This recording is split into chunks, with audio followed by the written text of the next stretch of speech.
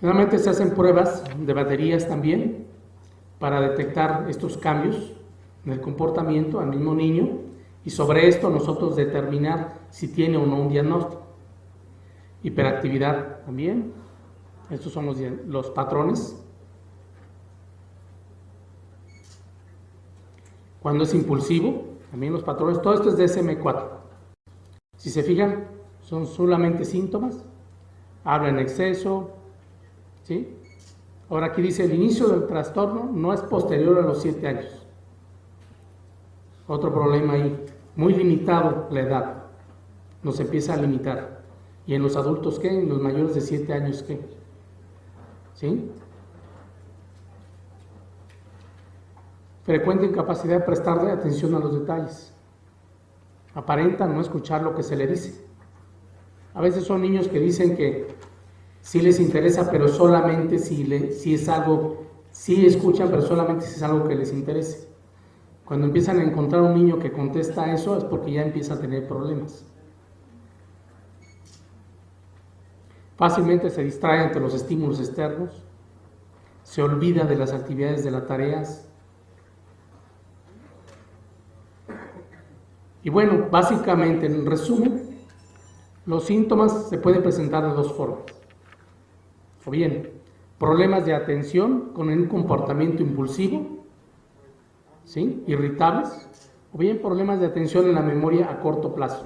No pueden retener nada y tienen problemas de aprendizaje, ¿sí? En realidad esas son la mayoría de los casos en los que nos piden ayuda. ¿Y qué se les da a estos niños? Usualmente la terapia psicosomática y un medicamento muy frecuente que es el Ritalin, ¿sí? Y en todas sus presentaciones, desde este que fue el inicial hasta todos los demás que ya salieron, Concerta, Statera, todos estos que, con los efectos secundarios muy importantes. En Estados Unidos, varios de los jóvenes que han atacado en las escuelas estaban con tratamientos de este tipo.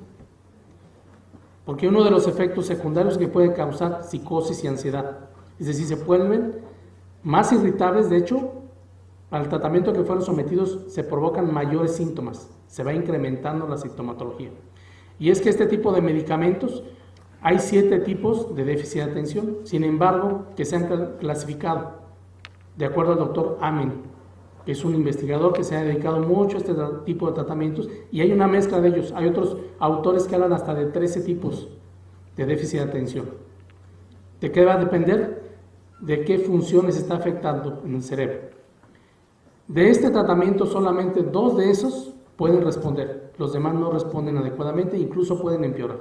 Estamos hablando de un 15% a 20% de niños que responden con el tratamiento convencional. Ahora, ¿cuáles son los problemas que hemos visto en los diagnósticos de estos niños y en el tratamiento? Bueno, principalmente el diagnóstico se hace exclusivamente clínico, es decir, información de los niños directamente tomada de los adolescentes, de los padres o de los educadores. Y no se evalúa la función cerebral objetivamente. No se hace estudio. Recordemos que uno de los importantes hallazgos que se han encontrado en los problemas de déficit de atención es la deficiencia de la dopamina. ¿Sí? Receptores de dopamina se encuentran en la membrana celular. ¿Sí? Por eso la membrana celular es muy importante mantenerla íntegra y funcional, porque los receptores se encuentran ahí. ¿Cuándo le pedimos un estudio de neurotransmisores a los niños? Pregunta. Ahora, muchos de estos niños tienen también problemas con la serotonina. También los receptores de la serotonina se encuentran en la membrana celular. De hecho, todos los receptores, muy importantes, no nada más de neurotransmisores, sino hormonales e inmunológicos, se encuentran a nivel de la membrana celular. Por eso la permeabilidad de la membrana celular es básica. La estructura y la función tienen que mantenerse a toda costa. ¿Sí? ¿Y de qué está formada? Ácidos grasos.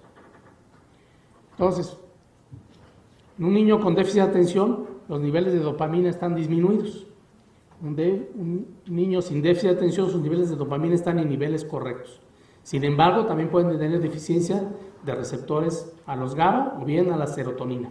Por eso es importante evaluar todos, y ahí la gran diferencia entre los síntomas. ¿Mide esto? Sí, ahorita les voy a mostrar cómo, ¿sí? Eso es muy importante hacerlo, porque esto es lo que nos va a determinar la función. Ahora, ¿cuáles son las áreas cerebrales que están relacionadas con la atención? Tenemos el área prefrontal, la parietal posterior, el giro fusiforme, la sustancia radicular, y también tenemos los ganglios basales, que estos están por dentro y por abajo, que aquí no se ven, pero todos ellos tienen que ver con la concentración, con la memoria, con la atención, con la respuesta a estímulos, con la memoria a corto plazo, ¿sí? Y con la atención a la audición, una atención auditiva y una atención del tipo de vista visual. ¿Cómo evaluamos estas áreas? Bueno, nuestro sistema nervioso, por otro lado, tiene una intercomunicación. Por eso es muy importante tomar en cuenta que cuando hay una afectación de algún aparato, se van a afectar los demás. Ejemplo, sistema nervioso autónomo tiene una interconexión con el sistema nervioso entérico. De hecho, el 95% de los neurotransmisores se producen en el intestino. Entonces, los ácidos grasos, toda esta parte de todo el sistema neuroentérico, forman hasta el 65% de su estructura. Son muy, muy importantes. Entonces, un niño o una persona que tiene deficiencia de neurotransmisores, producción en el intestino, por un daño a nivel del intestino y de los receptores a este nivel, va a tener un problema de depresión también.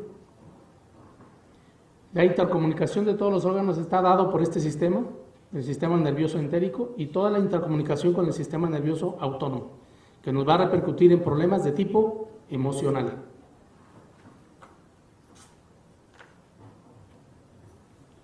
Ahora vamos a analizar más de cerca qué pasa en el intestino, en la parte intestinal, cómo esto está relacionado con el cerebro. De hecho, por eso al intestino se le conoce como el segundo cerebro y está íntimamente relacionado a las funciones también en los niños de déficit de atención. Aquí estamos viendo las dendritas, la membrana, el intestino, el epitelio intestinal. Tenemos las vellosidades. Y todo esto aquí vemos el sistema linfático, la lámina propia.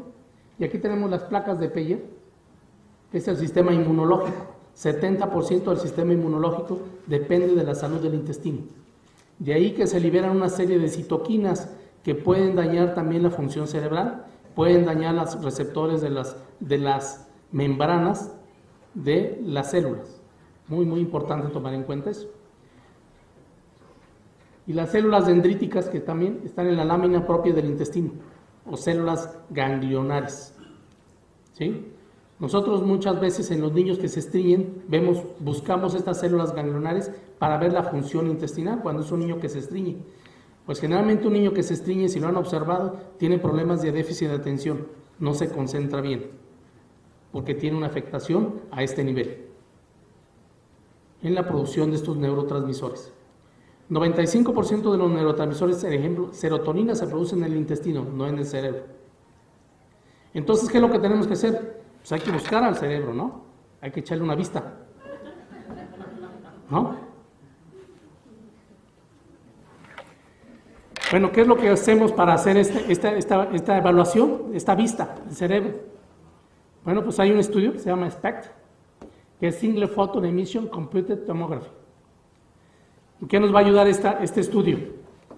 Bueno, nos va a ayudar a evaluar si tu paciente tiene déficit de atención o algún otro desorden. En primer lugar, muchos déficits de atención incluso pueden ser principios de crisis convulsivas si no nos damos cuenta.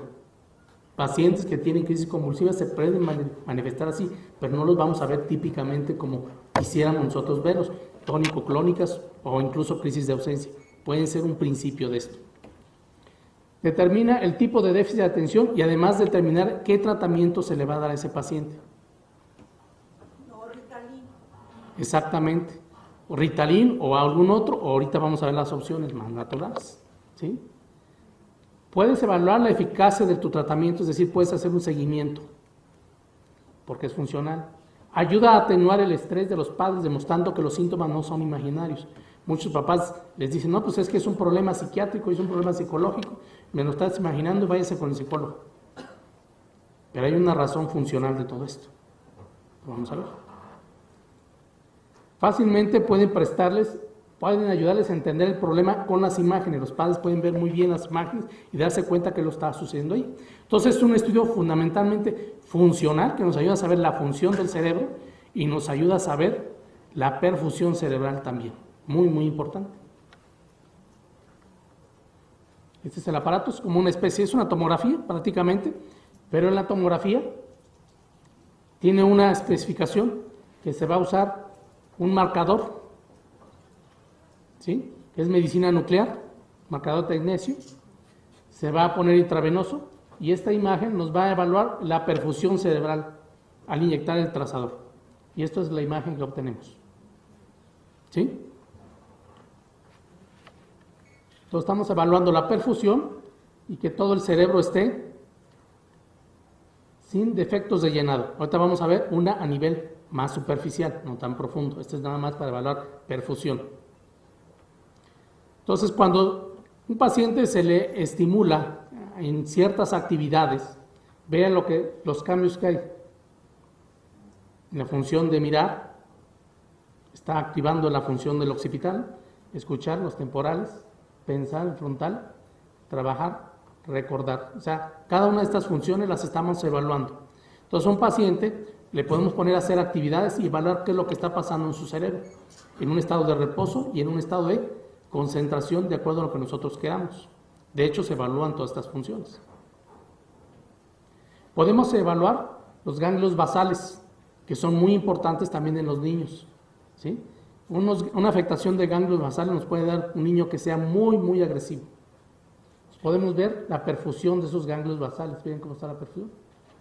Y determinarla en tercera dimensión. Cada vez los estudios van haciéndose más sofisticados, incluso nos van aislando ciertas partes del cerebro si nosotros queremos.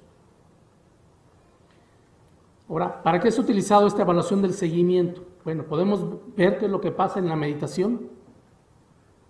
Podemos ver qué es lo que pasa cuando le damos un medicamento a un paciente, cuando se somete a psicoterapia, cuando toma suplementos. Incluso hoy en día se está utilizando esta tecnología para saber el efecto que tiene nuestro cerebro cuando vemos un anuncio y ver cómo nos van a vender mejor. ¿Qué anuncio? Nuestro cerebro nos da la mejor respuesta para comprar. Hoy en día, esa tecnología. Hay compañías que gastan miles y millones de dólares nada más en esa investigación. Hoy en día. Sin embargo, en déficit de atención, nada. ¿Okay? Si me permiten, podemos dejar las preguntas al final. Y ahorita les contesto con todo gusto, ¿sí?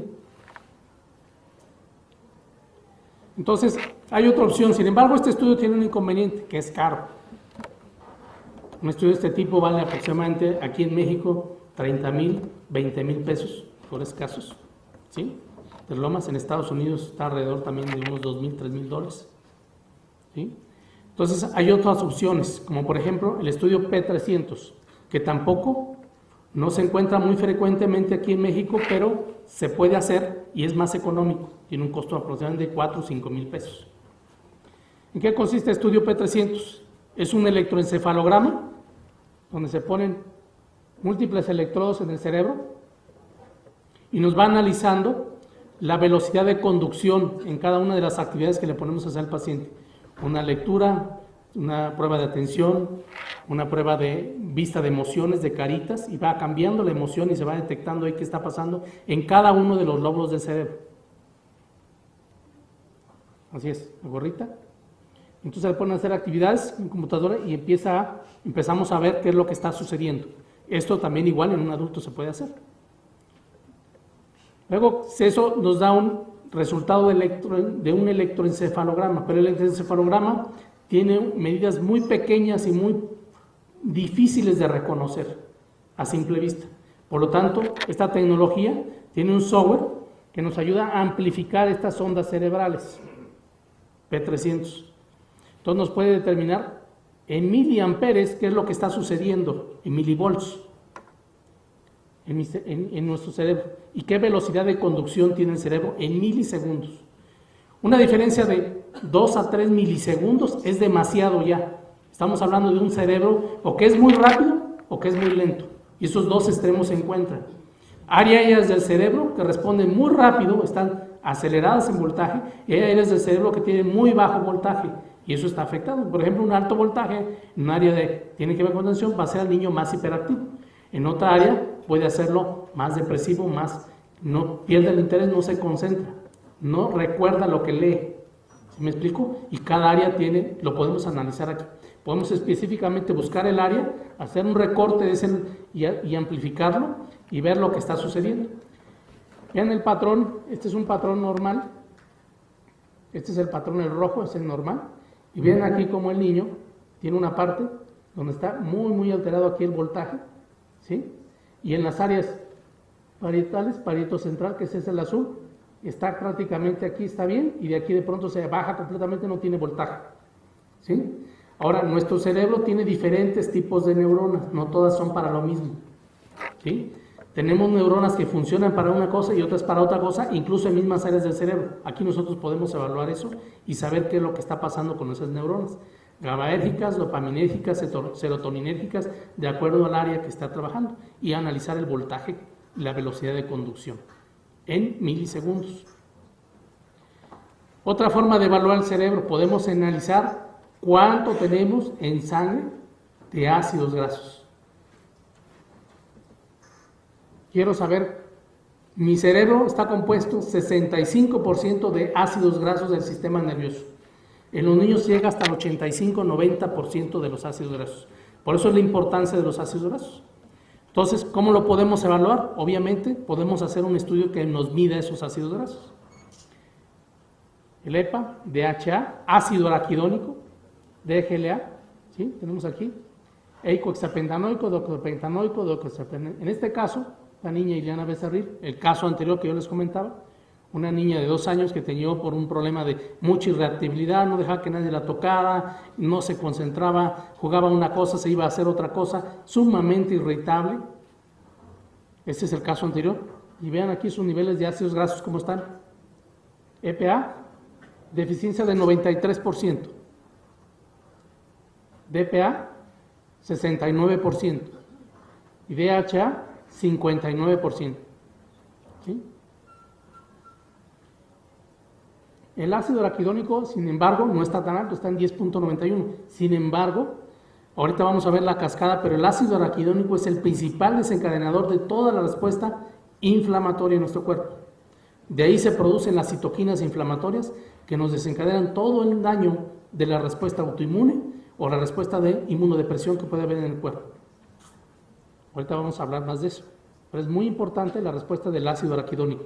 De ahí se producen todas las sustancias que van a producir daño a nuestro cuerpo. Y debe haber un equilibrio. Este es un estudio reciente de noviembre de 2013, donde hablan de los efectos positivos de los omega 3 en el sistema nervioso central. En el tratamiento potencial, en el daño de la médula espinal y en el daño del sistema nervioso traumático. ¿Qué pasa después de la exposición a una dieta de ácidos grasos omega 3? El efecto que tiene de mejoría. Y los efectos neuroprotectores de los omega 3 por varias vías que tiene el sistema, los omega 3. Ahorita los vamos a discutir. Y el entendimiento de una cierta neuroplasticidad que puede ayudar con los omega 3.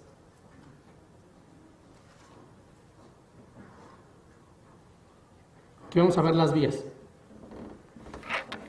Bueno, aquí es muy importante que recordemos la vía de ácido linoleico y la producción de ácido araquidónico. Este ácido araquidónico se puede convertir en sustancias que son proinflamatorias, es decir, sustancias que nos van a provocar vasoconstricción, pueden subir la presión, nos pueden provocar una tendencia a hipercoagulabilidad, nos puede provocar una tendencia a desarrollo de enfermedades autoinmunológicas, alergias, ¿sí? O bien nos pueden desencadenar una tendencia a inmunodepresión, todo desde aquí, de esta cadena de ácido araquidónico. Vamos a seguir más adelante qué es lo que sucede. Bueno, el omega 3 bloquea la producción del exceso de ácido araquidónico. Sin embargo, tampoco debemos de tener nada de ácido araquidónico. También es algo bueno porque nos ayuda a mantener un balance en el sistema inmunológico, incluso en la respuesta inmunológica. Debe estar equilibrada. Entonces, tampoco es conveniente bloquearla si está completamente baja. Hay que mantenerla en niveles normales. ¿Sí? Que sea por alrededor de los 9 miligramos. Estamos comentando.